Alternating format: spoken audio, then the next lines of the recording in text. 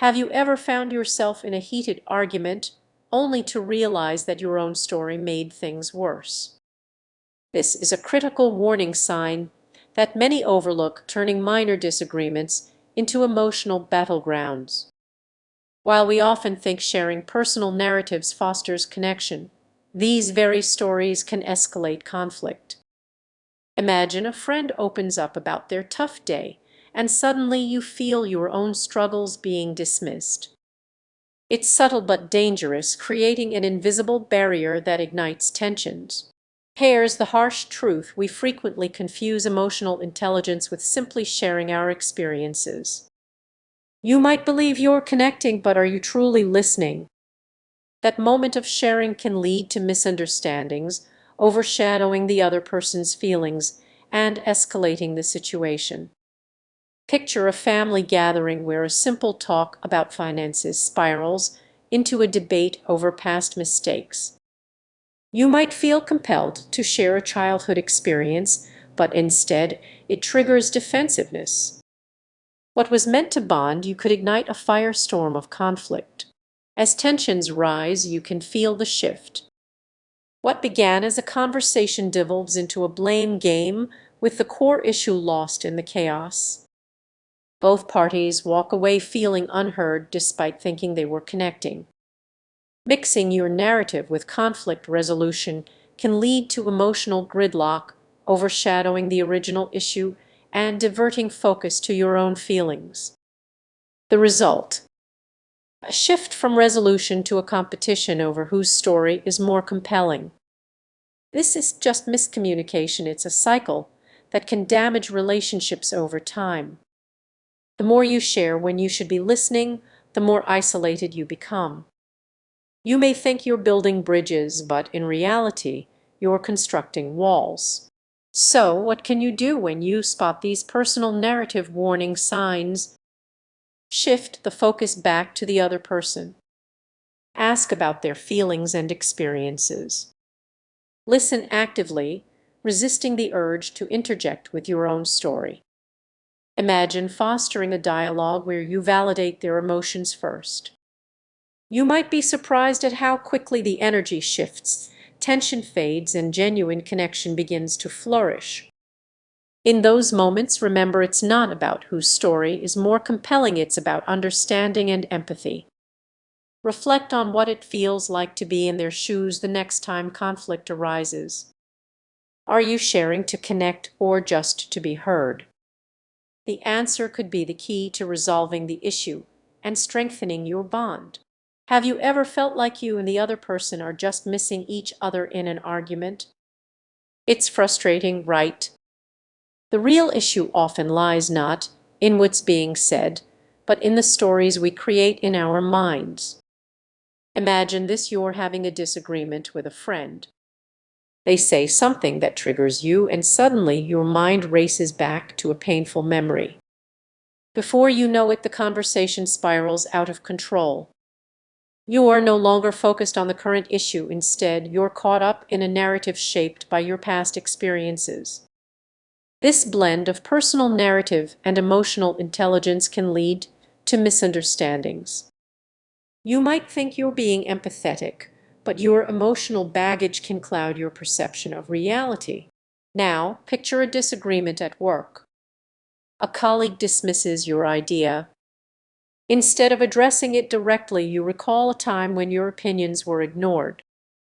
Suddenly, the conversation shifts from constructive feedback to a struggle over old wounds. You're not just defending your idea, you're also protecting your ego. The danger lies in the stories we tell ourselves. We often believe we're being rational, but those narratives can trick us into responding defensively. It's a trap many of us fall into without even realizing it. Let's raise the stakes a bit. Think about a romantic relationship. A simple miscommunication can ignite a major conflict. You might feel like your partner isn't listening, which triggers memories of past relationships. Instead of seeking resolution, you find yourself fighting for validation. Suddenly, what could have been a quiet evening turns into chaos. sound familiar? Here's where it gets interesting. This isn't just about emotional reactions, it's also about self-awareness. Recognizing that your personal narrative shapes how you perceive and respond to conflicts is crucial. So, how do you untangle this complex web? First, take a moment to pause. Before responding, ask yourself, am I reacting to what's happening now or reliving something from the past? This simple question can help refocus your attention on the actual issue. Next, embrace vulnerability. Share your feelings without letting past experiences dictate the conversation. It's about being open, not just defensively guarding your story. This approach fosters understanding and creates a safe space for dialogue. As we wrap up, consider this: the conflicts you encounter might hold the key to your personal growth. The often overlooked dangers of mixing personal narratives with emotional intelligence can be transformative if approached mindfully.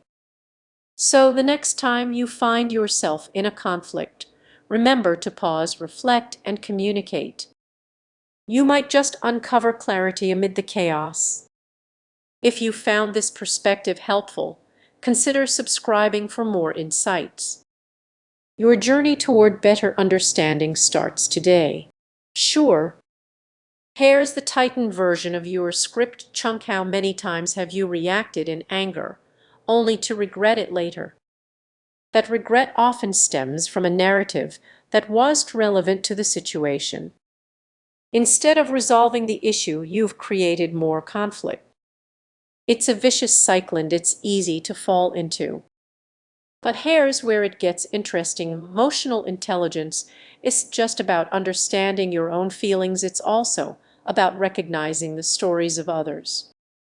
When you combine your personal narrative with deeper empathy for someone else's experience, you can start to bridge the gap. This isn't merely about softening your own narrative, it's about actively reshaping how you engage with others. Imagine approaching a conflict with curiosity instead of defensiveness. What would that look like in your life?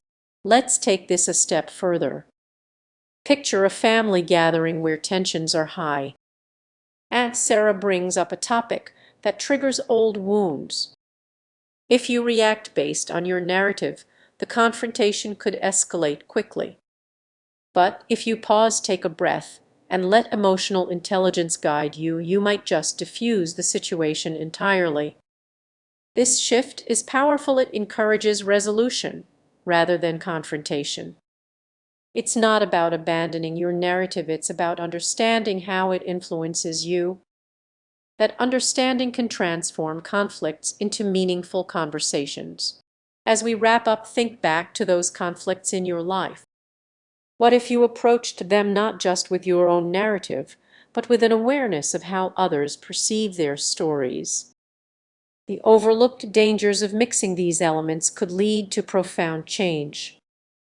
So the next time you find yourself at odds with someone, remember your story.